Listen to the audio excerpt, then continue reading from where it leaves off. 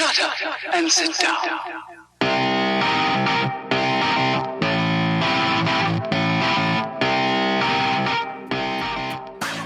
Everybody my age pees their pants. It's the coolest. You ain't cool unless you pee your pants. Woke up today, feeling kinda good. Gonna take my whip out for a ride around my hood. Before I leave the house, I clean up my ride. I make it shine so bright, it's got me feeling full of pride. I head out the door with music in my ears, with my foot on the pedal, and it releases. You are jamming to the Dialed Podcast with Matt Lee Grand, Evan Price, Lance Hepler, and Jake Von During. When you are done listening to this, I want you to leave footprints in the sands of time, so stop dragging your feet. Life I live, spreading passion through my bike, I got a lot to give. Sessions with the homies, that's all I need. Not the money, the fame, or to get on TV. What a good day, I couldn't hate it if I tried. Riders mount up, and homie, let's ride. Are you sure this is safe? As sure as I'm a doctor professor. Let's ride. With you by my side, the things that I can do. No matter how low or high, you always pull me through. Mark Twain gives this sound advice. Learn to ride a bicycle. You'll not regret it if you live. Hold on. What did he actually mean there? Hi, and welcome back to the Dial Podcast. I'm Jake Von During. Today I'm here with Lance Hepler. Lance Romance in studio. In studio. In the flannel. In flannel. In Well, studio. I just took it off because it's warm. To his right, Evan Price. So today I'm drinking a 34-ounce Polar Seltzer. Well hydrated. So I am by far the most well-hydrated person when it comes to seltzer waters here. And no coffee. I'm not messing around with that 12-ounce stuff anymore. No It's too coffee weak. for you? What's the matter? He already pounded it. I definitely pounded that earlier. Just don't give him any more. Yeah. We'll get the IV. I will say get you over hooked the up and- weekend, what I was drinking was way too much coffee. So trying to maybe to cut back just slightly. And to his right, Mr. Matt LeGrand. What's up, ladies and gentlemen of the internet? You guys are looking pretty good. Pretty good. He's looking right at me when he says that. Pretty Battle good. worn. Yep. Well, at least he's like showered this time. You know, he wasn't showered two podcasts ago was when Lance was unshowered. He was in my road. kit. Lightly showered. He was wet. That was. It's fine. Matt, backpedal for us, bud. Yeah. Okay. So let me just see. I spent all week in my adventure van, just cruising around the country, and then I raced cyclocross 18 times this week. I won 17 of those races, and then top 5 finish. And in you the gravel biked up Mount Hood too, didn't you? I did that. That was Thursday morning. That sounds awesome. It was lovely. It was pretty lovely. And then, I did, out of those 18 races, I wore pants for 7 of them. How many did you win too? 6, I'd say 17, 18, most of them. Okay, So, most yeah, of them, yeah. Most of them I won. Almost. So, all of yeah, them. that's it. That's it a for my fantastic backpedal. It was, it's, And he was coaching cross country that whole time yeah. too. That's so the best part. the reality is, I swam a fair amount this week, didn't really bike. And then my Achilles is acting up now, so things are ask you bad. about that. Things Scale are of not 1 to good. 10, 10 being fantastic. How's your shoulder feel? I would say 7 or 8. Really? Yeah, pretty good. That is excellent. That's been the bright spots of the shoulders getting. Yeah, the shoulder's getting better. And so when I'm swimming, I can't swim as far. I can swim maybe half the distance that I used to be able to swim. And I can swim at decent pace too. So that's promising. I'm really frustrated with my Achilles right now because last, backpedal I did 11 miles and then basically struggled to walk the rest of the week and then didn't get better. So I feel like I'm back to where I was before the shoulder injury. So that's not good. But I love to hear that and also hate it at the same yeah, time. but I'm just going to get one of those little pirate peg legs. And then and I think that that's both going to intimidate my component, any competitors, and then also make Evan laugh at the same time. So there's a win-win for that Get one. one of those I think there's Blade PT Runner, for right? pirates. Blade Runner, yeah. Yeah. There's PT for pirates, isn't there? PT for pirates. That's okay. Yeah, I feel like we can start that program. Could be a big thing. Evan, backpedal. I also raced cross 20 times this weekend, and And you lived in your adventure van. I did live in my adventure van, Good. and I did a few triathlons in between those races. And yeah, I took a couple wins home. So no, I did none of that. Are you downtime now, or what's your?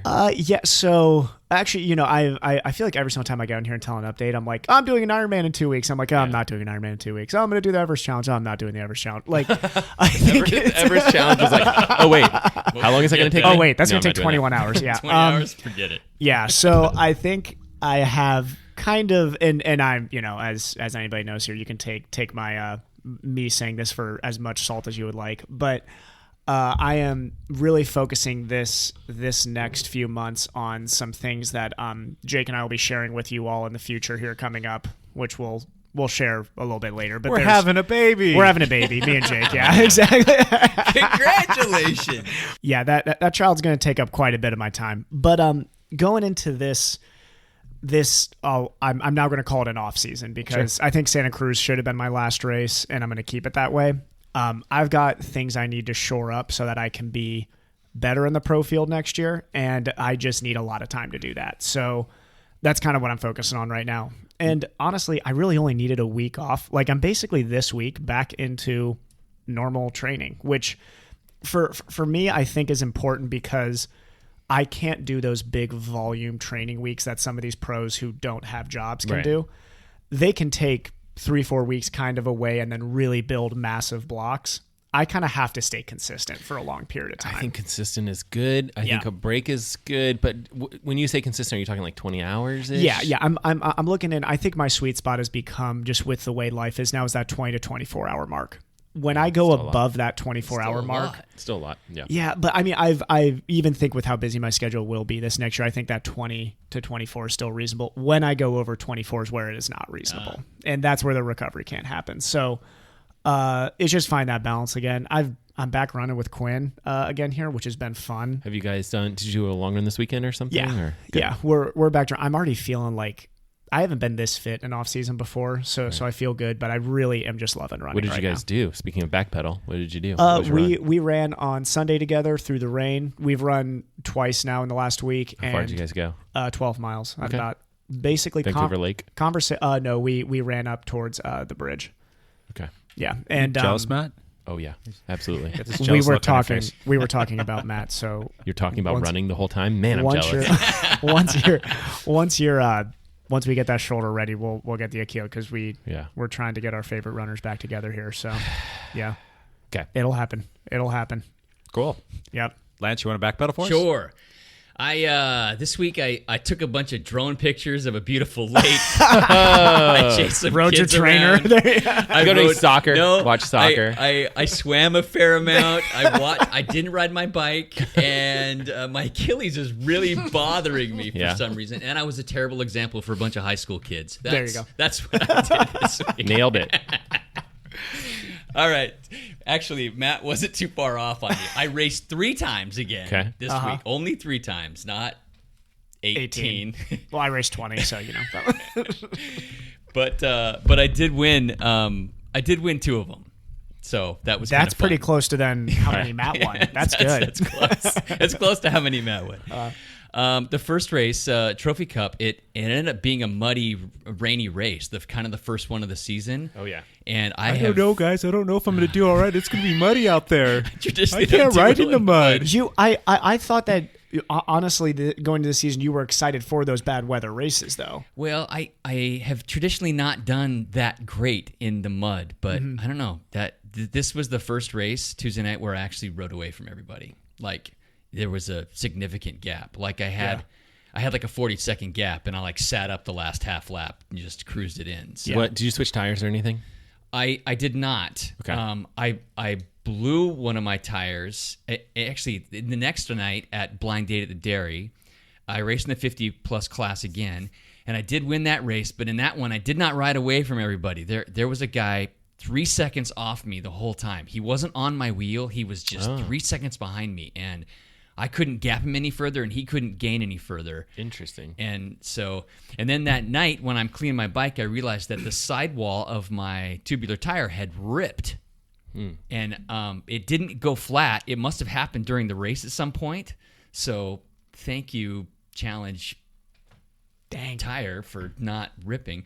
But I had to replace that tire in a hurry before the Saturday race. Yeah, and which race was Saturday? Saturday was Nincrossi. Oh, yeah. It's It's out at the Washougal motocross track. It is sponsored by Ninkasi, which is a local beer maker. Brewery, yeah. Brewery. And so they call it Ninkrasi. It's a Clever marketing from, right there. From Eugene. Yeah, I think the Ninkasi Brewery. Yeah. Yep. Good beer. Really good beer. I wouldn't know. And so... Yeah, Let us- I saw let you us do. tell There's you photos it of photos of Lance doing keg stands at Ninkrasi. We have a drone picture, I think. There's a drone photo of that. We'll put it on the Instagram. It's a really cool event because one of the course features they make this huge N that you actually have to ride through. Like if you see Jake's Instagram, he took made for some cool pictures on Jake's Instagram. He took a drone shot of it, which was really, really cool at Jake's Instagram shot. Did your pants stay firmly attached to you? They stayed on the entire race. This course features 2 long climbs, which is not real common in cyclocross races. One was shorter and one was like a longer climb. It was like a 1:20 climb. It's a long climb across. And that's just a weakness. So I took 8th out of 45. Oh, that's not bad. The guys just... Not bad for a course that doesn't favor Your goal is top 10, I'm guessing. Yeah, it was. Yeah. I'm always trying to shoot for that top 5 and hopefully hit a podium in one of these big races, but it just hasn't happened yet. Well, I took 4th last week, but that course totally favored me. So this longer climb, the guys I beat during the week, they just rode away from me on the climb. So there you go. So we know what we need to work on. Yeah, You're coming out with me and Tonk and Jordan, and we're going climbing. Yes, that's what I need to be doing. So, and I did some other stuff, but I'll let Jake tell those stories. Oh, I don't get to fly through my backpedaling. Jake, how many races did you do this weekend? All. I did all racing on Zwift. In your adventure van? In my adventure van, yeah. I had another relatively boring weekend until Sunday. Finally put a ride on the schedule for the team to go do. We were originally going to ride out to Bridge of the Gods, which is an absolutely stunning ride. We were going to do the whole Oregon side of that ride, and unfortunately, you make plans and God smiles and threw a bunch of rain at us, and we had a rainy day. So instead of riding all the way to the Bridge of the Gods, we decided to cut it short at Multnomah Falls, and still went despite the fact that it rained on us pretty well for the majority of the ride. 2 hours. Yeah, it was. It ended up being, for me, like, because I was going to ride to the start, which would have been another 12 miles to get there and 12 miles to get home. It was going to be close to a century for me, the original plan. But instead, I drove there because I didn't want to ride in the rain any more than I had to. And you know what, guys? I've really been struggling with going back out and riding outside. I am dealing with some, I don't know if it's PTSD. I don't know what it is, but it kind of got triggered by almost getting hit by that car probably about a month ago. Yeah. You were alone that time? That was so close, and I thought I was going down again. And I'm like, I can't. And it's just, and since then, I've probably ridden outside maybe just a couple of times. And I think, I don't know, probably have Lance to thank for that. He's come over and like drugged me out of the house. I'm like about ready to get on the trainer, and I think Sean got me to go out and do one of them. Our friend Sean Martin, but so I put this on the schedule, knowing full well you gotta do something to get over this hump. You gotta get over it. And then the other thing is I've been dealing with my shoulder being a problem, and I don't want to go ride outside when it's all wet and slick, or I don't want a chance. I don't want to put myself in harm's way any more than I absolutely have to. So here I am trying to break out of this mold, put something on the calendar. I always tell people, put something on the calendar to kind of get over those humps or to challenge yourself. So I put it on the calendar, and I'm responsible to these people that are RSVPing that they're going to show up to this.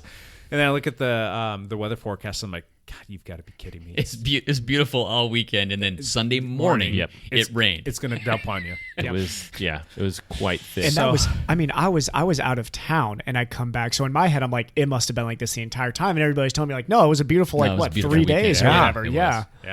So just kind of got into that mode of like, all right, suck it up, Buttercup, and got out all the rain gear and got out the fenders and went out there and got on the bike. And just the second you push the pedal over the first time and you get rolling, every single time for me, it's just that all of those fears and those inhibitions, they just go away. You're like right back to being yourself. It's just all that preliminary stuff, the anxiety that builds up to it. And it sounds ridiculous. It's just going for a bike ride. I've done it thousands upon thousands of times, and it's just, I don't know.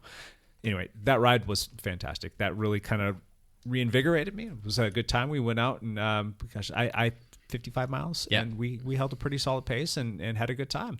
We had a good time. It was really nice to ride with Jake again. Yeah. Solid. Yeah. So But that's my back pedal in the 14 cyclocross races that I won. Yeah. Alongside that, yes. Stab. Yeah. Sorry, Lance. You brought this on yourself. So it looks like Lance raced the least of all of us over the weekend. Lance has got to pick up the slack. The guy racing every other day. Less drone right pictures and more cross racing. Come on. All right, Leadout news, and I'm just going to be full transparent on this one. We did not compare notes on this at all, so this is Leadout news hot seat style.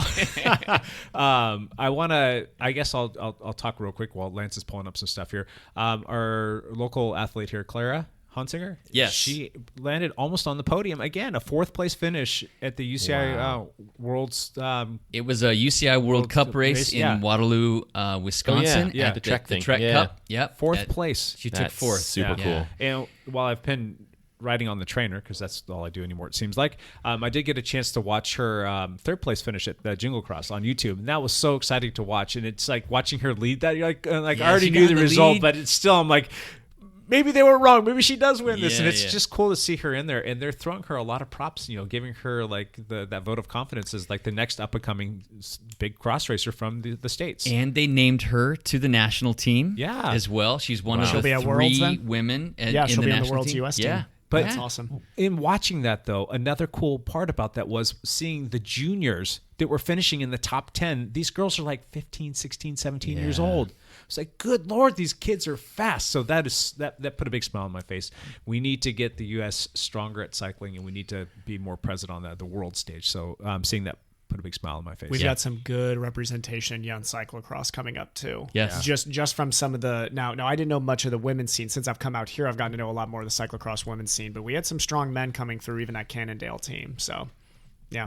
Good to it's hear. exciting stuff. It's good stuff. Lance, you want to run through some results from some racing? The local cyclocross race, the Nincrossi race, the big race that was this week here in the Portland area.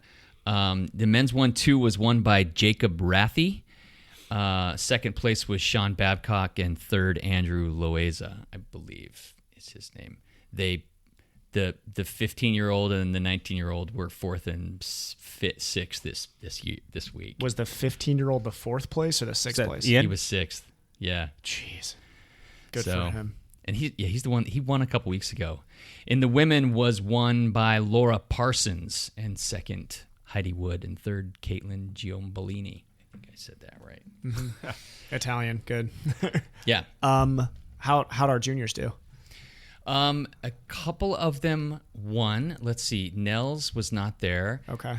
Hayden flatted on the first lap. He was racing the 2-3 field. Yeah. Had 3 people in the 2-3 field that all flatted on the first lap. Yeah. Jeez. What are the luck? What are the odds of that? Yeah, it was odd. Hayden got the whole shot, and then in one technical corner, he just pushed too hard and burped his front tire, and he flatted on the first. He ran a whole half lap, and so there was 40 people in the race. Yeah. And he came through to the pit dead last. Oh, yeah. I mean, he's running a half lap. Yeah. Grabbed his pit bike and worked his way back up to 25th. I know he's been training on the run, though, so there you go. That probably paid off. He worked his way back up, yeah. That's good. That's good. And we had a couple other teammates that both flatted as well. I got to practice my my pro bike exchange in the pit with Chris Surratt. Did you give him a push off? No, you have to. Yeah, Chris Weirman was catching the bike, and I was holding the bike for him to take. So we actually we did it like pro style. Nice. It was really exciting. Yeah. So you have two guys. Guy in front of you then is catching the bike as his he comes bike, off, so he can run and just then grab. Do you run with him or No, did you stay there? You just lightly shove the bike so it's not so and he jarring. grabs the handles he grabs and it and on jumps on and okay. goes. Yeah. Got it. So I could see Chris being super particular about that, and you guys nailing it. Well, you guys are it on was totally unexpected because okay. he came through and we saw him go in the pit and grab his other bike, and so me and Chris jumped up and checked it, and we're like, "Oh, the tire's flat." And so we pumped it back up, and it was holding air. So when he came back around to the pits, we had our hand up saying, "This bike's ready to get back on if you want to get back on." And so he's like, "Yes," jumped back on, and then he did another half lap, and it wasn't holding air, so we had to switch back to his pit bike again. But we were ready just in case it happened again. And so it was just kind of like on the fly, like team management. NASCAR Here's a teammate. style. Yeah, okay, let's do this, Chris. So it was kind of fun. But nice. Evan, do you have anything that you would like to share? So I've got a little synthesis of cycling and triathlon news together for once here. Cam Wharf, who is a former professional cyclist for Cannondale and has really taken the triathlon scene by storm over the Ironman distance in the last 2 seasons, Matt, would you say? Yep, 2 seasons he's been strong? Yeah. He won a full Ironman in Italy. And when I say win, I mean this man dominated this race. He blew this race apart. Yeah, dominating this race that's not the most competitive race. It was not, but if you're looking at the times on a course like that, his times were legit. He ran I want to get this right. He ran a 2:45 on a course that was a little bit short. Yeah, it was, but had a tough bike, but had a very tough bike. Yeah, it doesn't matter. Yeah. He's one of my. I don't want to spoil my I know, Kona, whatever, but he might be one of my top 3, and I'm going back and forth on him. He's one of the guys I'm not sure. If that guy can put together a 249, if he can go 249 or 250 in Kona, he wins. He wins. Yeah. Because he'll come off he's so far. He's so much faster on the bike. Such a strong bike. Kienle? A strong biker. Kienle's somebody who. He's in shape. The problem is Cam's a very good swimmer. You realize this is your two's fault that I know these names. I know you do. And also after this next one, you're going to know like 20 other names. I want you to know. I think Cam's by far the strongest. He has the bike record. Yeah. So he was going easy last year. And this year I think he can smash his own record. If he wants to. The bike is going to come down to Starkey and Cam versus Sanders and Kindly, because they're going to come out together. If Starkey and Cam can stay far away from Sanders and Kindly... Sanders is not coming out with Kienle. He no is. way. Nope. Yeah, I guarantee you. All right, that's take over. Yeah, press pause. Anyway, You'll have your moment, my friend. It's a month away. We were technically talking about biking there. We're talking about biking. Okay. Yeah. Cam was a former pro for Cannondale. Nice try. So, hey, Jake, I got something that talks about cycling. Also, so looking at some transfer news here, there is basically movie stars falling apart. That really? I mean, Land is going to Bahrain Meridian. Meridian. I don't know how to pronounce that sponsor, but yeah, there's going to be some transfer stuff coming up here after the World Championship. Gone. Yeah, he's gone. So the World Championship for road cycling is coming up this next weekend, correct, Lance? Yes. Yeah. I believe Sunday is the men's road race. Yorkshire. If you want to preview that course, by the way, ride it on Zwift. Holy heck. That is not an easy course. That is a punchy course with some climbs that are going to split up that field. So it's going to be a fun World Championship there. But be fun. Yeah, the time trial course is also it has been described as almost too dangerous, which is always exciting whenever you hear that because that means it's going to be hard. So it's like the Rio course, that's which probably was super dangerous. Oh God. So let's just fingers crossed that Yorkshire has dry weather for the World Championship this next weekend, but that'll be part of Leadout news in the future. Good times. Matt, do you have anything? I'm wondering when our Kona takeover is going to be. When are we going to do Nobody that? cares. I'm thinking it's got to be early October. It's not a month away. We're talking like the Monday before is my claim. The Monday before? The Monday before. No, that doesn't give us that much time. I think you need 2 weeks. 2 weeks before the race. The listeners really need to soak up the triathlon What if somebody gets knowledge. injured? But what if somebody gets injured That's and my true. pick is wrong? That will mess up. Yeah, that will mess up our picks. That's okay. What if it's like when Tim Don went down? You know. Stay tuned for more. We'll put a date out. Just one little quick thing here. There's a scientific study that has just come out from the British Dental Journal that is basically saying that endurance training may be wrecking your oral health, even if you're brushing twice a day. So I wanted to say, Dr. Hepler, are my teeth going to fall out? It's very common. Endurance athletes have teeth issues quite frequently. And it's mostly because you are putting gels and chews and these sugary things in your mouth without rinsing or brushing or very well afterwards, and so the stuff can be sitting on your mouth. You're also mouth breathing a lot while you're training or racing. You're all mouth breathing, and so that dries things out. And some of us mouth breathe, some of us mouth wheeze. Would you say that chlorine? Would you say chlorine is good for your oral health? Not necessarily, but it's not as damaging as the sugar in the gels. I brush my teeth before and after every gel. Perfect. I also on the bring bike. I bring a toothbrush to On the all my pool. long rides. I dip it into the chlorine and then I And you brush in Yeah. between each Yes, set usually. yes. Yeah. Well, they did this study of 300 elite athletes, and they published this, and this is what they've determined. And Lance was spot on. It was a lot of having to do with the gels and the chews that people are putting in, and it's just getting stuck in there. Do you know what I've heard is worse for your oral health? Having poor cardiac health. Amen to that. That is also true. So they are just teeth. we did this way back when. It was Lance, probably please save my teeth, Lance. probably somewhere between episode 5 and 10. I remember you gave us some tips and tricks, and one of them was that you don't necessarily have to use toothpaste on your toothbrush. It is also true. That has been brought to my attention more times than I can count. I actually did look up the research, and Lance is right. There was so really, if you just bring a small toothbrush with you, and let's just say after your ride or run, whip it out, put some water on it, and just scrub your teeth to get the sugar off. Would that work, Lance? Do you think? It would break up all the molecules. Yeah, it would work. Instead of a That's bike pump, I ridiculous. actually have a spot for my toothbrush on my bike. It's got a straps onto the bike. Yeah, it's a it's Mine on controversial. my helmet. I your actually helmet, don't even yeah. think that's too ridiculous. Just to put it in your back pocket. That's one idea, I guess. Any tips or tricks for us on this front? I mean, The biggest thing is not brushing properly eventually. yeah. So and if all you're doing is training, racing, and recovering, and during your recovery you're missing another step. So even though it's happening on these long rides and the stuff is bathing in there, you have to take care of them before and after. Sure. You don't do that. If I'm brushing twice a day, am I going to be okay? Yes. Okay, good. Thank God. Are you flossing though? Yeah. On the reg? I floss twice a day, actually. Do you really? Yeah. I floss once a day, and I Mostly haven't missed a because day in like probably over 2 years. I'm very bad at going to This podcast dentist. has gone off the rails. Sorry, Lance. Yeah. this is beautiful. This podcast has gone off the rails. I floss nightly. Yeah, let's talk more about that. You guys want to hear more? Let's talk I floss about with my that. kids. It's good. I use the little floss picks. I don't know if those are better. Do Maybe you they're sing worse. a song while you're doing it so that the s- time gets there?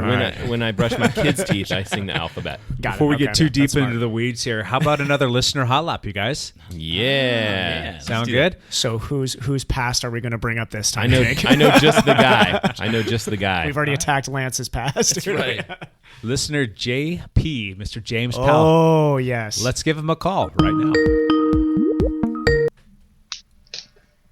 Hello. James, this is Jake from the Dialed Podcast. I'm here with the gang. How are you doing? Doing well. How you guys doing? Good. What's up, Jake? James. That's Jake. That's Jake. And it's James on the phone. I'm already confused. Is Off to a fantastic JP start. okay? JP's okay? JP is great. JP's great. Okay, good. I'm going JP. Are you going by? yeah. Okay, we're going by JP then. Mr. James Powell. For Can you see JP. my Doctor, face? It's Dr. bright Powell. red. I think he prefers to be Dr. Powell. Dr. Powell. Awesome. Hey, first and foremost, wanted to thank you for listening to the podcast, man. Appreciate that. Oh yeah, of course. And thanks for coming on to chat with us today. We're going to do our listener hot lap with you. I'm going to run around the table, and I'm going to start with, let's see, Lance. Lance is over here. He's trying to look away so I don't pick on him. Don't make eye contact. Go for it. Well, I want to hear a little bit of background about JP and where he's from, and I think you have some history with Matt. Is that correct? A lot of history. We got a little bit of history. Yeah. Got any beef? I grew up in we Memphis, have a lot of beef. Tennessee, farm raised in West Tennessee. Ran some junior high track, high school cross country, and then went off to college, planning on never running again. And then walked on to the University of Alabama's cross country and track team. Probably my biggest accomplishment was having graduated off the team without quitting. I was a practice workhorse for the most part. Oh, that's cool. Hey, that's awesome. So ran there, ran at nationals my senior year, and then as soon as I graduated, Matt came in onto campus for grad school with eligibility left. And so at the time we looked quite similar, and it was like JP was out and JP number 2 came in. Yeah, JP Jr. They used to call me JP Jr. Yeah, it was great. Yeah. So that was college, and then kind of drifted around, got into a cycling group in Charleston, South Carolina for a while. Did a bit of bike racing, dabbled in some triathlon stuff. That's no good. And Some of my first rides were with JP. Like, Oh, wow. Yeah, he taught I me. have the luxury out of the five of us of having ridden with Matt when he like could not keep up on a 20-mile bike ride. Yeah. Like really new loner bike, early stuff. Yeah. You also did the first time I did a century, you rode with me. You've done you've been very influential in my cycling progression. Well, that's flattering. Yes. We moved to Portland, lived in Camas for 4 years. I was there from 2012 to 16. So when I got there, I could keep up with Matt on the bike. And then the longer into my graduate program I went and the more into his triathlon career he moved, it just became like him gone and me, sucking wheels as long as I could. Yeah. So at your best and at Matt's best on a bicycle, who is the better rider? Let's say a 40K time trial. Yeah, but all right. So time trial is different. Time trial is different. Smarter rider though, like if we were doing like a crit race or something like that, even me at my prime and JP at his worst, he would still crush me. Okay. Crit racing, you have to be smart, and that's not my game. Yeah. Yeah, maybe that's accurate. He definitely has me on the 40K. He probably has me at most distances. Multi-day stuff though. Oh yeah. I think I would have liked to have seen it, like a 3 or 4 day multi-day. A stage race sort of situation. That would be fun. Yeah. That It'd could been be interesting. arranged. Matt and I are very, very different athletes in that he works really hard and I work really hard at finding excuses. But different athletes. We're very different athletes, but we also have a ridiculous amount of stuff in common. Like, grew up in the South. We both have like 3 brothers. Like, we both ran, at University of Alabama. Like, it's just like all these things, like chick. And, we both like running trails. Some are better at running trails than others. Like he's done, he did 100-mile ultra run on Mount Hood. What was that, 2 years ago? That was insane. Yes, 2 years ago. Year and a half ago? Mountain it's crazy. Lakes 100. Yeah. Did you guys just become best friends? We I think we're kind of separated at birth. Yeah. Yep. I actually have a shirt. When I lived in Camas, people would come up to me and ask me questions about like the Camas High School cross country team or my wife that's a doctor. Or it doesn't help that both of our wives look quite similar. They were college roommates actually. And so I have a shirt that says, it's a stop sign on it, and it says, "Stop. My name is not Matt, and this conversation is awkward." That is hilarious. Can we sell those? Can you get that shirt? Can we start selling those? I got you that shirt for your Christmas or your birthday. I can't remember what it was. For Christmas, and I was wearing it at the swim club. I had it physically on my body in the lobby one day while someone was talking to me thinking I was Matt. That's the most ridiculous moment. Because, I know that girl that you were chatting with. She's fantastic, but I can't believe she just thought you were me. And it's the shirt. All the time. Read the shirt that I'm wearing. It's like, there's a lot of confusion on someone's face when they're like, wait a minute. Is this really happening? Evan, you have any questions? All redheads look the same. Is the thing. All redheads look the same. My question I had written down almost goes into this conversation is, but let's backtrack to your collegiate days. Oh. Who was the better JP then? Was Matt JP 2.0 or was he junior? Was he not quite living up to what JP was? It goes the same. It goes just different. Okay. Yeah, man. We were as opposite athletes as we are now. I think that's like an adult manifestation of what it was. I mean, I was a 800-meter kid. Oh, got it. Okay. Trying to hold my own in the SEC in practice. And so, I was like an 800-meter core runner that was trying to develop late with cross country. And Matt had some serious 10K chops for 2 kids raised in the South where they weren't really cultivating distance runners, like programmatically. We were very different. I was definitely a 800-meter person, and he was definitely not. Now, in the SEC, would you say the 400, 800 was a lot more competitive than maybe the cross scene at that time? Or because I know Matt has mentioned Alabama had a really good international program on their cross country team, right? We did, and I think, that's something interesting to delve into at some point. I loved being part of an international team, and we did. They had recruited pretty heavily internationally for a bit there. When I got on the team, it was all American runners, mostly out of the Midwest and the Chicago suburbs of Chicago, Illinois area was the core of our team. Tim Breaux American record holder in the 3K, was one of our teammates. Multiple national champion. Yeah. He was a good, solid runner. Yeah. So, I mean, I think they're doing really well now as a program. I mean, if you guys are following college track, they're doing. I mean, they're not BYU strong, Lance, but they're good though. That's I mean, right. BYU is very Except strong in right football, now. they That's suck. track and field and cross, they're doing great. But Matt, you have a question for JP? I don't have any good questions for you, JP. Are you coming down to Portland State anytime soon, and what will you be doing? I am coming down. I meant to call you earlier, Saturday night, and crashing on your couch. Awesome. Hopefully, So I'm gonna come down Saturday night. I defend my PhD work on Monday at Portland State. Go Vikings! There you go. So we moved out here for me to go to grad school, but also for Matt and I and our wives to spend a bunch of time together and raise our kids near each other. So we were there for 4 years. Matt's oldest and my daughter, a few months apart, have known each other since they were born. And so this is kind of like the culmination, final piece of that little piece of our life. So so I'll be coming down to knock that out on Monday. So give us an idea of what work you're doing, JP. This is simple. So I look at bone density in bottlenose dolphins. Awesome. Yeah, it's pretty cool. Yeah. So similar approaches. Same reason you look for it in humans, skeletal health. And we look at dolphins as indicators of how healthy their environment is and our impacts on those animals. And so we developed some techniques, created a device that allows us to do that on live animals. So that's the bulk of it. If you guys want, open to the public. I know you film on Mondays, though. So 12:30 on Monday, Portland State, if you guys want to come down. We're going to try to move the podcast a little bit earlier, and then I'll be able to shoot down there and really Matt's grill you. Matt's going to be there, So he came up with this program for measuring bone density on live animals as opposed to killing them, which is pretty cool. That's an interesting take on it. Instead of having to look at them once they're dead, we can do some live work once they're. It's pretty cool. It's pretty cool. Yeah. And then so pretty cool stuff for sure. I'm excited to listen to the dissertation. It's going to be nice. Very cool. Lots of cool pictures. Is there dolphin physical therapy out there, JP?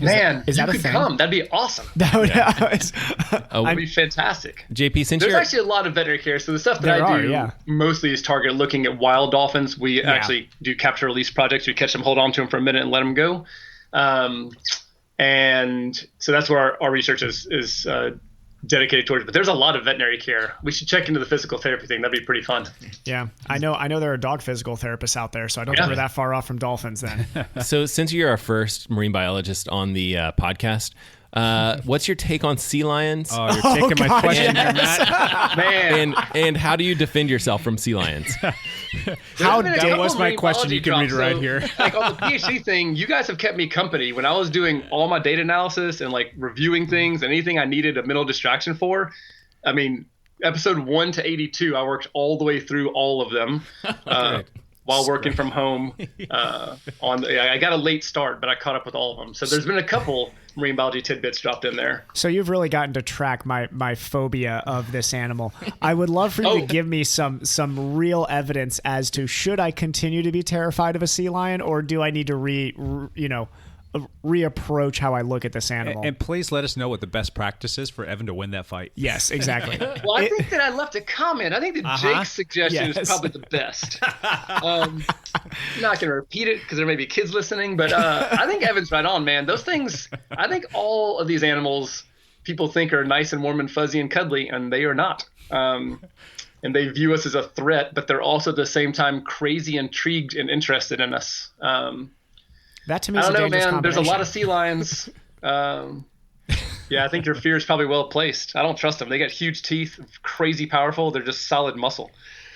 I mean, watching those things swim is terrifying to me because they are so slippery and so fast. It's just, it's a nightmare on the water. Oh my goodness. So Evan, in your physical therapy practice, is it within your repertoire to do coxal adjustments? If so, you should be pretty well practiced at how to get out of that situation. Exactly. Yeah. And coxal would be your tailbone. And JP, I just want you to know I may be referencing you to certain patients in my clinic now who have been making fun of me of this for years now. So I don't think you're out of bounds at all. I appreciate appreciate the amazing expert animals, opinion. but they're scary. Right on. JP, do you have any questions for us? No, I would actually just a compliment to what you guys are doing within your community. When I was in Charleston, we started this group as United CHS Racing. Matt actually used to be on our team. And we had tried really hard to build a culture of like racing and youth development and integral parts of the community.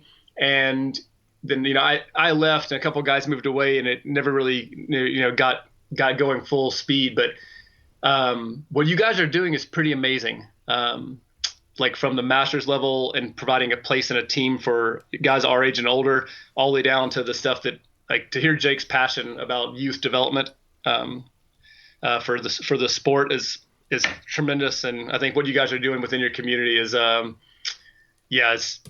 to be commended, and hopefully like a national standard for how people should be spending their energy to make their home better places for everyone. I appreciate that, man. Thank you. You're giving us all credit, but it's really Jake. I was about to point across the table I was about to take full credit for all of it. It's a community group effort. You're right though, JP. I think the work that Jake has put in has been really awesome to see, and it's been.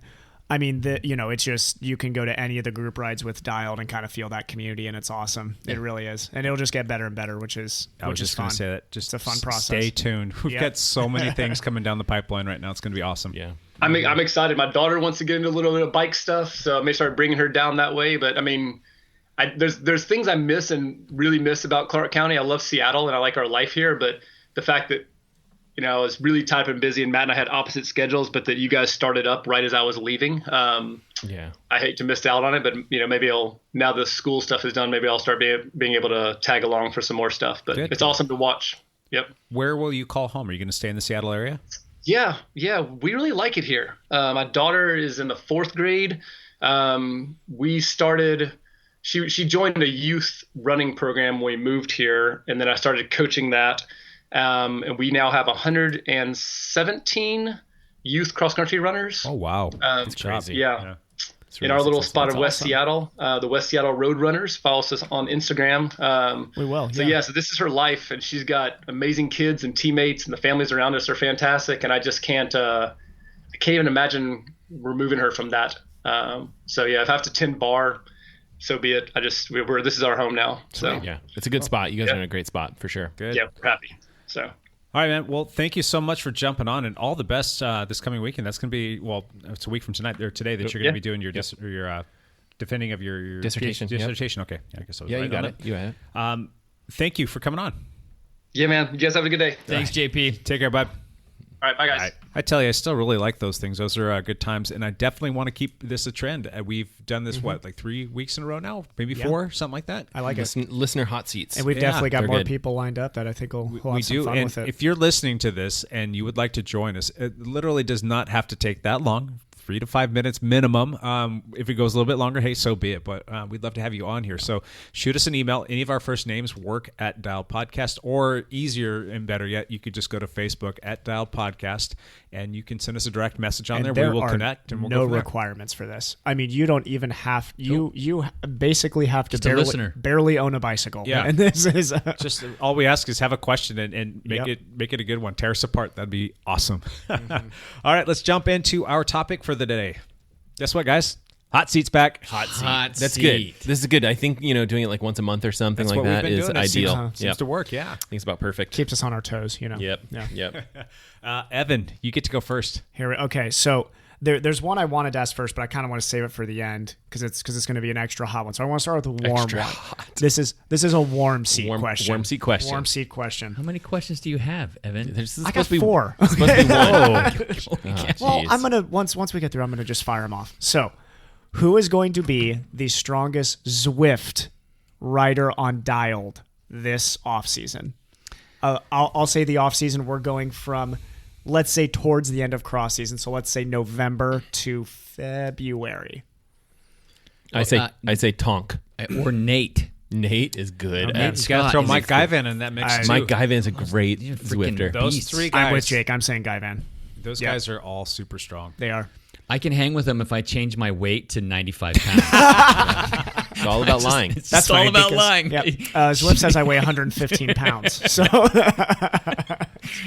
I got 8 watts per kilo. I'm looking forward to chasing those guys down simply because it helps me get stronger. I kept up with them a few times last year, and I was coming off of like just not having any fitness at all. So who are the dark? Because I think those are, if we're looking at like our 3 favorites, those are your 3 favorites.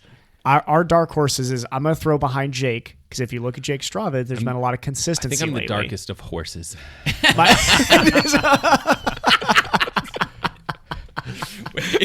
I'm almost. You don't even see me. Matt, he's a black. Matt and I are black. like the midnight horses. Midnight. Yeah, we're just Can't even see it. Like a stealth ninja. I would put Matt, Evan, and Alan Plank as just the darkest of horses coming through here. I don't know. If I could hack the system. Plank is a lighter Plank horse is than us. Yeah. Plank's pretty good. Jordan, too. Rickards. Oh, yeah. Jordan. Jordan. He has fun. Yes. I mean, really, if Jordan's a consistent Zwifter, then he's going to be up there. When we get to our hot section for whatever distance or whatever segment or lap we do, if you see him wind up and he hits it hard in the beginning, you have to go with him. You will not bring him back. Every time he's wound up and people give him that gap to go, he finds another gear, and you just like, well, he's gone. The guy's watts per kilo is the best in the region. Yeah, I mean, like really. I mean, that's strong. It's so very strong. Another one that you always gotta be worrisome about is Chris Surratt. Yep, he's super strong. How much Zwifting does Hannel do? God, there's another one. Jeez, yeah. They just I know these are, and these aren't even dark horses. Surratt and Hannel would be. Right. I mean, yeah. You're flipping coins between them and Tonk and Guyvan and Nate. Yeah. The only good thing is like at least you're not being left behind to ride by yourself. Yes. You can at least still talk to him on Discord. Yourself, man. I got dusted so many times. I'll be with you, Lance. Don't worry. Yeah, that's a good one. Thanks, man. Are we going to save the rest of your multitude of questions to the? I've got 2 more that just back right up behind that. Okay, go for it real quick. Out of our junior Zwifters, who's going to be the best junior Zwifter? There's only a couple that do it. Yeah. Well, Nels and Hayden. And Tiger got on there before too. Yeah. Okay. So, let's assume they all get on then. Oh my gosh. I'm going to go. I'm going to say Nels. I'll say Hayden just because of pure power development. If it's flat, I'm going to go with Hayden. If it's Climbing a flat Nels. loop or something like that, if it's climbing, it's Nels. Yep. Those 2 kids have gotten so stinking strong. They're solid. But Tiger's not a schlep either. No, he's not. So very good a climber too. lot of Tiger's got a lot miles of in his climbing legs. possession. Tiger, if you listen to this, beat him, save Tiger. Do it. your bullets for the hot section. He's always like hammering at the very beginning. These kids should be great at video games too, so they should be killing all of us in this. But and one more. What was the other one? My last one was who's going to be the most improved Zwifter from last year to this year on the entire team, juniors included. Plank is just a machine. Yes, you stole mine. Plank is mine. Yep. He's been training. He's doing cyclocross now. He's strong. Alan Plank was a guest on our podcast last week, I think. It was last week or 2 weeks last ago, week or 2 weeks. It was fantastic. Yeah. So go back and listen to that one if you haven't. He came on the ride with us on Sunday. Yeah. We had a good time. Yep. Yeah, another one last year was Tonk. Like when we first got started, he was strong. By the time we finished that, Mike, I couldn't keep up with the guy. I'm like, you are the most improved person through the winter off season. Talk about consistency. And then you look at the actual the season and how well he did. I mean, that kid is just shown like constant improvement and growth. It's just it's nuts to watch. And he just got engaged. He did. Yeah. Yes. Congratulations, Tom. Just stole my one last thing. Thanks, Lance. Was that seriously your? That was actually my one last thing. Oh, on really? here, too. I have it written down. I just there you wanted go, to Lance. Good job. You I'll come up with another one, but I We just were wanted to talking say, about Tonk. We had to bring it up. wanted to congratulate Jesse and Annie for their engagement. Yes. That is a super couple right there. Yeah. It's just 2 of like salt of the earth people. So congratulations, you 2, from all of us. That's a shiny bike too. That's a very shiny bike. Yeah. All right. Lance, you got a hot seater for us? We need Ryan back to ask the hot seats. He's like smarter than all of us. People got. I'll tell you what. I got a couple texts this week about the Lamond Armstrong one. Oh yeah, it was a good I question. got a couple people who I'm not going to say any names, John Hoffman, but there were some guys who They were fired up. They were, yeah. I like it because now I got to defend Lance Armstrong again. I posted a thumbnail picture from our artwork for the show last week, and I put it up on Instagram, and I put a little thing in there, a little hashtag about Greg LeMond, and some people came on and they saw the picture, and there was all kinds of LeMond love in there. So yeah, there's. Hey, I would love to hear from more of the Le Mans lovers because I think we got a lot of biased. I mean, I am talking about myself. We got a lot of biased opinions on here because I'm about as biased as that opinion gets. So give him a call, see if you can get him on the show. Yeah. Yes. Man, that would be awesome. That would be cool to have him on. So that wasn't a hot seat question. Sorry, Just talking about Ryan. But yeah, anyway, what's your question? I just got I just bought a new used bike for my wife. Kind of exciting. Yeah. It's a gravel / cross bike, so she can do some off road stuff with me. That's a selfish purchase. Yes, yeah. Well, she was all stoked for I know. it. But it made me think: what is something on your bike that is a must-have that you just can't ride without? And I'm not talking tire. I'm thinking, something, Right. not Accessory-wise. accessory-wise. This one I've probably talked about before, and this is strictly on road. I don't like to ride without the Garmin Varia radar anymore. I'm sure Jake was thinking the same thing. Ding, ding. Yeah. Thinking the same thing. I don't like to ride without it. It's just so nice. Like I'll start a ride, and if I realize I forgot it, I'll go home and get it. Yeah. It's just worth it. It's $200. It's just one of those things that people should probably pick up. Find a way to pick one up. It's worth it. They're great. Shoot me an email. Yeah, Jake at Dial Cycling, and I'll hook you up with a deal on that. I really think we want everybody people to needs have those for sure. I've had one for the last year or two or something, and it quit working. I was probably using it too much. Either the battery fried or the charging thing fried. It just wouldn't stay on anymore. And Garmin's sending me a brand new one. Oh, good. Yeah. And it's been like Good job, Garmin. It's been like a week. I haven't had it, so You can come borrow one from I me. just feel naked. I go out there and I'm like, I don't have the radar. I tell people that I feel like I'm riding around in my I underwear have or two. naked without that. Yeah. So come borrow one, Lance. I already got him taken care of. Okay. He knows what he's got to do. That's a good one. For me, some sort of a camera. I love riding with the GoPro on the front of my camera or the bike, having that camera up there, just in case something should go sideways or just to take some cool pictures. Like you get some really neat vantage points. You get to take pictures of your friend because you can pull a great high res image from the video that you're shooting. So that works well. Or just making sure that I have my camera in my phone to take some pictures from time to time. Yeah, I'm always pulling out my camera. I'm always pulling out my phone to take pictures. I'm always pulling out my pause for awkward Lance, no pants. camera. I'm always pulling out my guy has no pants, man. He doesn't have to pull it out. It's already out. Of all the times that the feed would cut out, that would have been perfect. That would I have mean, been that would have been absolutely great. The things you can do with editing in post could be pretty fantastic. You could just like bleep out whatever he said Great. after that. This is a very hot seat question for Evan because he carries nothing. He Yeah. barely wears like a helmet, no sunglasses, no nothing. I don't Like, wear you're- sunglasses. Helmet, speedos, and Clothes, optional. shoes, right? I'm a minimalist when it comes. Okay, there's one thing though that I realized was a slightly more valuable than I would like to admit. A flat kit. When I go on training rides, I always have flat kits.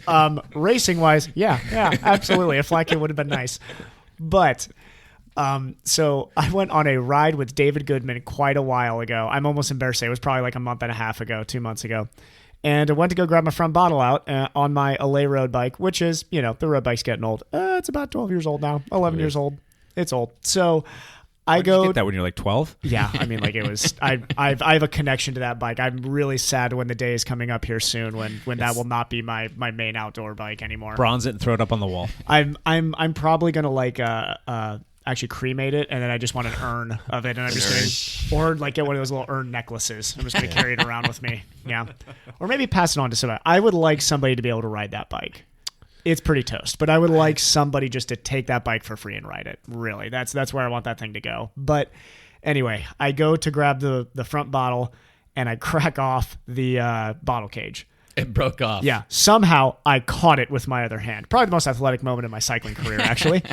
And David, it's an awkward piece to put into your back pocket, but I basically put it in my back pocket. David joking around at that time, if I was to crash, I would have impaled my back with that thing. That's right. But I get home and I'm like, okay, I have another bottle cage, so I'll take this off. The screw is completely stripped and probably has been for 6 years. So the frame of this front bottle cage is still attached to the bike, and I'm really missing a front bottle cage now because all my bottles when I go on road rides now are in my pockets. So I'm really going like old Euro style. I might as well just take 2 tires and wrap them around my shoulders and wear like the leather helmets and get the goggles and just go straight early 1800s. Just go to Home Depot and get a couple of those little belt straps, and we'll just strap it I on think there, that's how I want to start. I'm just going to fully Zip embrace tie the it. guy. That would be who so is- awesome to have that on there. Kind of looks like the guy that we saw at Multnomah Falls yesterday that was riding Yes. from Montana.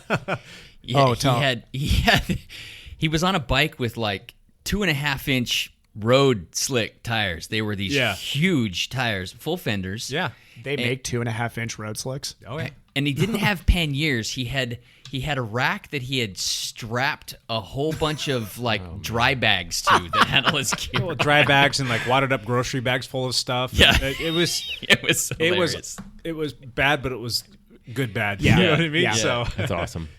and he looked a little disheveled, to say the And he least. couldn't quite answer our questions. Like his head no. wasn't working quite right. Well, yeah, the guy rode from Montana. He's probably pretty tired. He went from Montana over to Seattle, He then didn't down have a to helmet Portland, on. and he was no helmet. He was like just kind He of had making, no helmet. making his No. way back to Montana. I'm like, God, you're gonna hit some weather, buddy. You better get to it. But anyway, Jeez. sorry.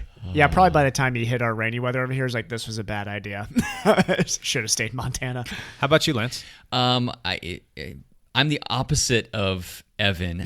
I You have lots of things. I don't think I can't ride without a computer and a power meter. Oh, I love it. Yeah. You got to try it sometimes, man. It's great.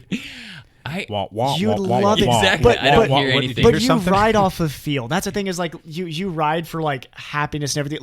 Like Lance personifies that, which is why it shocks me that like you're so attached to like the computer part of it too. I want to evaluate it afterwards. I want to see what it That's did what Zwift's for. afterwards. Don't worry. I mean, that's why I use Zwift. But if I'm going outside, I'm going out to ride my bicycle. You know, But if you can't go back and quantify how everything This felt is a good with point, like yeah. actual hard numbers, like Yeah. if you felt great and you go back and look at all of your metrics and they suck, then something's wrong, dude. Well, this is why I ride with David so much, is because me and David are roughly the same weight, and he Yeah, has and power he's meter got- on his bike. right. So I know that whenever we're riding together, roughly what if it I is. want to know what I'm putting out, I ride next to David and look at his power meter. So Oh, that's a good one. Okay, who wants to go next? Matt? I have a fun question. This okay, so insight into my YouTube channel for all of you guys that haven't checked it out yet. I'm sure all of you guys have seen it. One of the series that I have coming up, I'm really excited about. It's called like Ask a Tri Coach series, and so it's like 5 triathlon coaches, and I basically go through and interview them. And one of the questions that I have for these triathlon coaches is if you could go back and coach yourself through your first race. Let's go with cycling races, since this is a cycling podcast. If you could go back and coach yourself through your first cycling race, what would you tell yourself? It's a tough question. I really like this question. I think it's fun. In the triathlon coach series, I'm actually asking them, how they would coach themselves, within a triathlon experience. And so I'm hoping to have a whole bunch of videos like that will come out in about 2 or 3 weeks, something like that. So maybe after cool. Kona. Yep. that's a really cool So Jake, little series. let's start with you. First cycling race, could be mountain biking race, could be road race, doesn't matter. What? Okay, so don't ride the Schwinn banana seat. Get yourself a little BMX bike. Get the BMX Swap bike. out the jeans that you wore for some shorts. Did you and have maybe bad use shaping Glide. with the jeans? Dude, yeah, maybe. Probably wear a helmet. Get rid of the bowl haircut and get something a little bit more streamlined. And just go out there and have Are fun. you sure you would get rid of the bowl haircut? I mean, that was timeless. It was pretty spectacular. I'm not gonna lie. My first actual, my first race was a mountain bike race. Probably take more chances. I think when I was done. How old were you, roughly? I was probably close to 30. To be honest with you, I didn't do much. I mean, I did like events, but I didn't. Yeah. I mean, the other. I did do some bike racing when I was like a little kid, and I literally was riding on a Schwinn banana seat. It was like a Schwinn Stingray. Yeah. But like my first like bona fide actual race was not until I was probably in my early 30s, if I'm not mistaken. Mm-hmm. But just taking more chances. I think I left too much out there. And then the other part was to probably move yourself up in the categories a little bit sooner. Don't focus on just winning, but like challenge yourself so you can get stronger and faster. Mm-hmm. So that was mine. All right, very cool. Lance. Well, let's go cycling because you could go triathlon if you wanted to. And we've told the triathlon story before where I was doing Drafted. a triathlon and I drafted the dude because I didn't know you weren't supposed to draft. So you would just not draft? I would just not draft. Hey, but you would go sit down and tell yourself, hey, you can't draft. You can't draft. I'm on a borrowed bike from somebody too, and you can't draft. My first actual road race, Jake was actually in. It was Dirty Circles up in Woodland, Washington. Whoa. Like 3 years ago. That was your channel, Matt. It was trying to talk to us. It was trying to take over the take podcast. over. Triathlon They're take cheering over. for me. So it was a Masters 345 race, and there was a move right off the bat that I got into with like 8 of us. I think there were 8 of us that got into a move. So my first ever road race, I'd been training pretty hard, so I was feeling pretty good. But I got popped from the group because I gapped a wheel by like 3 or 4 feet, and that was enough in the race where I just could not catch back on. So I just gotta close the gap. You got gotta close it. And it was when I was drifting back, I had pulled through and was drifting back to get back on, and I just didn't sprint hard enough to get back on the wheel, and it gapped, gone. I was gone just like that. Yeah. That was a fun race. That was a fun race. Yeah. I think Jake took second. I did. Yeah, I was in the wrong position at the end. Well, you know what? No, kudos though, because it was who was it that won?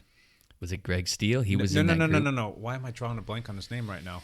Was it? While you think about that, Evan, you could do triathlon. I'll come back to it in just a second. You could cycling. Triathlon might be more interesting. Only John Hinkle. Yeah, Hinkle. Oh, John Hinkle. Yeah. Cycling for sure. If you can think of cycling, if not, triathlon might be really interesting because you start triathlon pretty young. Yeah, I my first race was when I was either 18 or 19. I can't remember if I was 18 or 19 at the time, but it was the Miami University winter triathlon, or early. It was a very early spring triathlon. Right. I believe at that time it was in March. I loved that race and did it until it was no longer a race. Put on by a group called HFP in Southern Ohio, which was an awesome race group, and it was an indoor swim. So I swam in non-bib cycling shorts. So the first thing I would tell myself would be to not do that. Yeah. It would be to really, I would almost tell myself you'd be better off in a Speedo, but it was cold. Right. So I remember when I came outside, I did not appreciate how cold the air can be when you've been swimming before. Yeah. So probably telling myself maybe a long sleeve on the bike would be a good idea. Right. I would have educated myself on what a triathlon kit is, that's for sure, because the putting on a cycling kit when you're soaking wet is difficult. Yep. Also, putting on socks, I would probably say you don't need the socks for a sprint triathlon. That took me probably an extra 30 seconds in transition. Cost you the win. Cost me the win. I wasn't even close to the win that time. But, you know, to be honest, I think I wouldn't tell myself too much because I really enjoyed that day. Good. It was so much fun. Like, I remember that first race I did. Every picture of me, I was like smiling in. I feel like everyone hates their first triathlon. I loved it. God, I was so excited. I just had so much fun that entire race. And having done some cycling races simultaneously at that time, I felt very strong on the bike. And it was really fun just to jump on the road bike and just hammer out a time trial. Like, that felt so much fun. Now, I will say when I got off the bike, that run had a little hill to start the 5K. Yeah. And that was when I got a real taste of, if you want to sell yourself on the bike, you better be ready to suffer on the run. And I was not quite ready for that level of hurt on the run. I think I ran like a 20 flat 5K, which was not exactly quick for me at that time. Very similar to what I did for my first 5K. And for you having come from a better running background than me, you probably got off the bike, you're like, how am I running 640 pace right now? I was like, this is so bad. You're like, this is my ultra marathon pace right now for Matt. Slower than normal distance running or whatever. Yeah, it was bad. But that's what I would tell myself was really respect the brick workouts. If you're going to do a sprint or Olympic triathlon as your first one, you really gotta try to put in those brick. I know they seem scary, but do those brick workouts because you want to feel that pain in training before race day so you can appreciate it on race day. And your legs just figure out how to do it. Exactly. Which is weird. It's a motor pattern. It is a different running style. So, Before my first triathlon, I went up to the race venue the week before and did the entire thing. Also, that's probably smart. I don't know if that's what was the distance? Sprint or Olympic? It was a sprint. Okay, that's good. Yeah. If it's like a full Ironman, I'd be like, Lance, what are you doing? I know, it's dumb. But that's I think smart going into your first race because it takes away some of those. I mean, your first race is the race when you go off course, or in my case, last season you can go off course too. But I mean, there's things that you can check off going into that first race that make it a little bit less intimidating. Yeah, it's the Hepler obsession. Yeah. Cycling wise, though, in my very first road race, Lake Hope, Ohio, I was also 18 or 19 at that time. I flatted 3 times in that race. Oh. So Did you have a flat kit with you? I had a guy who came back with me, made very good friends with him. He was on Team Dayton Cycling, great guy. I had 1 flat kit, fixed the first one. Second one, he gave me his. Third one, he gave me his second one. Rode in with me. Guy rode in with me. Yep. That was such a nice guy. But yeah, I would have told myself to not pinch flat. Yeah. Yeah. So you guys have all gone. Now it's my turn, right? Yep. All right. Cool. Hot seat. So my question, is it ever appropriate to urinate yourself while riding on a bike? Yes. This comes from our ride yesterday. It did come from the ride. Oh, wait, while you're in a cycling group? Yeah. No. So we're riding. And don't tell me here's Lance something. did this. This is another thing that I love about Lance. He knows me all too well. We're hammering. We're coming out. And we're about 25, 30 minutes in. And we're getting close to making a turn through Troutdale. Lance just looks over his shoulder at me once. And then I make eye contact with him. He looks back at the road, looks back over my shoulder again, or over his shoulder again. And I look at him, I nod my head yes, and he's like, "All right, we're pulling over to go to the bathroom. Jake's gonna go to the bathroom." We were coming up on the bathroom. He knew to start looking, and sure enough, like we pull over, and I go use the bathroom. Is this after Troutdale, that little park after Troutdale? Yeah, before correct? Yes. So like clockwork, Good spot. it's a half an hour into the ride, and I've got to go to the bathroom. And it happens every single freaking time. The very first ride I ever did with you, Jake, was that. Oh, God, it was a big group ride. Yeah. I think you may remember. So you, 20 minutes into the ride, almost on the dot. Yep. You go off the front. Yep. Hard. Like, really hard. And we're like on, Mill Plain at that point, I think, or something. And I was like, oh, that's the type of ride this is going to be. We're just going to attack from the start. So I sprint off the front, chasing after Jake. Nobody follows me. And I'm like, that's weird. So I just keep on hammering. And then finally, Jake just pulls off to the right. And then I sit up, confused as heck, and then everybody comes by and be like, "You idiot!" Like Jake always goes to the bathroom 20 minutes in the ride. I was like, "Oh, I got it. Okay, that's why Jake was hammering off the front there." Yeah. So we're out there, and I finished up using the bathroom, and Alan Plank and John Hoffman were like, "Yeah, you should just pee. It's raining. It's wet. You're gonna warm yourself up, and the water's gonna rinse it all out of you." I'm like, just as a matter of principle, I cannot do that. I mean. I don't know if I'd have stage fright. I don't know. Yeah. I don't know if I could even let it go and it won't come out because I don't know. No, just you won't be able to. Yeah. It is surprisingly hard to pee yourself because for 40 years you've taught yourself not to pee yourself. Right. Yeah. Yep. So when you get into a triathlon situation where it's like, yeah, you can stop and take the extra 5 minutes to pee. I mean, in an Ironman or half Ironman distance, it's something that you probably need to do if you're hydrating correctly. You should pee yourself. Pee yourself, folks. So yes, the answer, your question was like, is it ever appropriate? The answer is yes. In a triathlon race, not in a probably not cycling in race, any sort of cycling situation. In a cycling road race, pull off to the side of the road, or don't do the European Tour de France thing where you whip it out the side and you're just. What about some sort of weird cycling race that's like a long time trial? Because I'm trying to think. There's got to be a similar scenario to triathlon. Yeah, you'd have to pee yourself. So that would probably be some sort of. Do they even have any cycling races that are like 3 hour, 4 hour long time trials? I don't think they really do. Not really. No, that doesn't really happen. 40K is about as long as you go. You're probably asking yourself, well, why don't you do that in a race? Well, that's why I go through my whole warm-up routine. That's why I have to go out and ride for 20 to 30 minutes to get myself prepped and ready to warm up. And the first thing I do when I get back from that is go back and pee. And my body's going through that fight or flight thing, and it just it pushes it all out. You're good to go. Yep. Can stretch that bladder. Good question. Great question. But as the follow-up to the question is, have you ever done it before? Have you peed yourself before while on the bike? I maybe. Maybe in all. You've done multiple Ironmans. Of course you have. Of course I have. Yeah. Of course. I'm peeing myself right now. Yeah. Lovely. Do you know what's funny? I have not peed on the bike. I have peed swimming and running. I have not peed while on the bike. Yeah. Interesting. It's hard because you're leaning over. I don't know. Now, I've definitely, in Santa Cruz, when I got off the bike, I peed for honestly, half a mile, I think. I was like, so is it running down your leg going? Running 5:35 squishy shoe thing going on? Nah, because it kind of sprays behind you. Oh, that's horrible. I'm not running that fast. I was running like 5:35 pace, pissing myself. So yeah, but I mean, like basically, then when you get to the first aid station, so when I got to that first aid station, grab 2 waters, pour it down the front, washes it out. You definitely want to wash it out.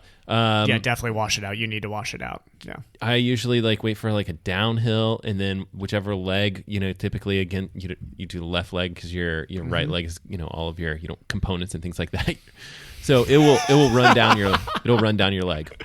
It's gross. Yep. It is gross. And it sprays behind you. I make sure no one's around me because that's not cool. It's spraying back. Somebody's Do you know what's funny? you. Yeah. So when I forget what everyone. This is not normal, people. No, I forget what race it was, but I was not able to feel that it was happening. Oh, it was Galveston. I was not able to feel that it was going on. That happened to me in an Ironman. I was running a mini little pack kind of, and it was like kind of spraying out the side a little bit, but Oh, jeez. Yeah. Lance, have you ever done it? I don't know if I want to answer this question. Yeah. Lance, you have raced Ironmans. Of course you have. I've done it once in Ironman, Florida. I did it once, and I threw my shoes out afterwards. Yeah, that's actually not a bad idea. While it was happening, did you start to hate yourself a little bit? Yes, absolutely. Do you know what this is ridiculous. Do you know what the great thing about ocean races, though? So Santa Cruz ends on a beach. Guess where I went? Straight. Took off the shoes, into the ocean, washed everything off, washed the shoes. They're fine. Yeah. Lovely. Saltwater washing. Yeah, it's gross. I have definitely not done that before. And you can lose complete control of your bowels too. I mean, if you're running, seen at that the in Ironman, marathons. Yeah. Seen it in marathons. You definitely. I've been pretty lucky. I've done a lot of go to the woods and stuff like that, and that's usually on training runs and stuff. I haven't had a lot of problems with races. That was the only time I've ever had a problem in a race, and I know why now. It was a nutritional change the day before. Yeah. But yeah. So the guys yesterday though were saying it's because it's raining that it's okay to do it. It'll rinse itself out. Yada yada yada. I kind of agree with them. No, I disagree with them. I do kind of agree with them. Okay, good. Yeah. But I disagree with them. Do you think John and Alan were saying that because they peed themselves on that ride? Maybe. I think they're saying that because they're tired of waiting on Jake. We might need to bring on John Hoffman to defend himself here. I used to peed himself during. I'm going to tell a Michael Myers story. Our late friend Michael Myers.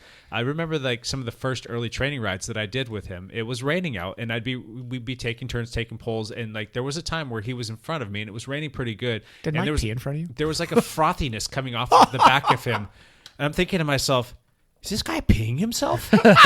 He's like, I am not letting Jake beat me. That's right. I'm not letting Jake beat me. And I'm like, oh my God, this wheel spray. I'm like, get out of the wheel spray. Stay left, stay right. And I never asked him point blank if he was peeing, but urine kind of has that little frothy beer head thing. I swear, but I think it was just a road rhyme. And I asked him another time because it came up.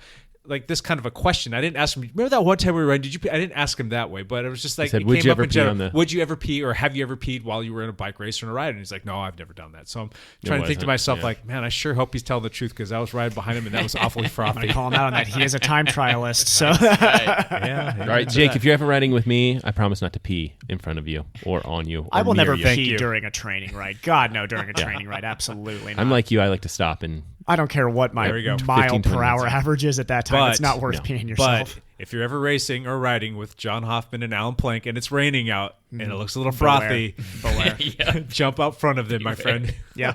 Because otherwise they're peeing into the wind. And if you're in that wind, not good times. Those poor guys aren't even here to defend themselves. That's the beauty of it. Yeah. One-way conversation, pointing fingers. Anybody else have any questions they want to ask? Evan, you've got 15 more questions over there. That was my boom boom boom was right there. Sweet. One last thing. Who wants to go first? I already used mine. Lance already took mine. I used yours. I was going to say the World Championships are this next weekend. So I think for cycling international news for me too, I was going to say in Yorkshire the cycling World Championship is next weekend, and also on the triathlon point of view, Super League is back. Oh, yeah, Jersey. Cool. I believe it's this next weekend. I could be wrong with that. I need to check that again. I think it's this next weekend. Fun. So nothing, huh? No, I got nothing. Captain Boring over here. Yes, I am. That was me. Evan, you got another one? One last thing? Do I have another one? You kind of just jumped into one. Do you have another one? We have planned group runs coming up here soon. Oh yeah, that's right. Sounds get exhilarating. Get healthy. Oh no, that's Well, I'll be the Sherpa guy that cares. Yep. Unfortunately, not to come out with me. So yeah. We'll be doing them as a team. We'll advertise them on here, but also on social media. So Yeah, those are coming up this fall. Matt, one last thing. Camas cross country full. Whoa. Let's keep this all about running. Full effect. Yeah, Camas cross country is in full effect every weekend. If you guys are looking for me, I'll be out on some sort of cross country course cheering for the squad. And you guys are up to 123 now. 123 because we have one foreign exchange student that's hopped in late. Gee, wherever she's from, we don't know. Yeah, Valencia, Spain. And I think I'm going to post a video about swimming this week. Hopefully, that's the plan. I think it's like breathing drills or something like that. So nobody cares. Yeah. Impressive swimming with an AC separation. Yeah, You should post exactly. a video on that. Swimming with an AC separation. You're like How do you a do it? model recovery for that, by the way, just so you're aware. I don't feel like that, but I know it may not feel like it. But my one last thing is the weather here in the Pacific Northwest has started to suck a little bit. Seems like fall kicked in.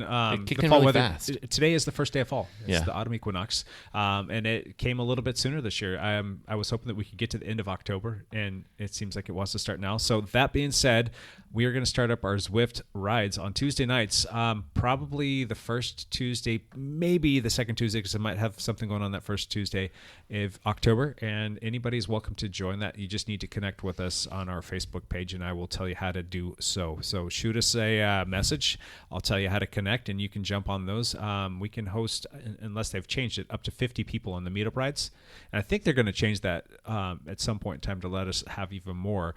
But we do right now, I think, have up to 50 people that we can do in a meetup ride where you get an invitation from us, and you'll be staged right there, and you'll be a part of our group, and you can go do training rides, and we'll give you all the Discord information so that you can chat with us, and it'd be kind of fun to have some other people You join can us. hear me wheezing. Yeah. when it gets those rides are super fun. And usually at the end of the ride we're like, all right, and go, and so like the group starts to work a little bit, and the conversation just stops. Yep. It's so funny. Yeah, I'm looking forward to that. Hear a little bit of trainer noise and a lot of heavy breathing. It's fun stuff. So that's one last thing. I think that's it, guys. That's it. Yeah, got stuff to do, places to go, people to see. So we are going to say goodbye. Fellas, as always, thank you for joining me. And this is the highlight of my week, as is most week. Thanks for having us. Always my highlight. We will see you guys all next week. Have a good one. Bye for now.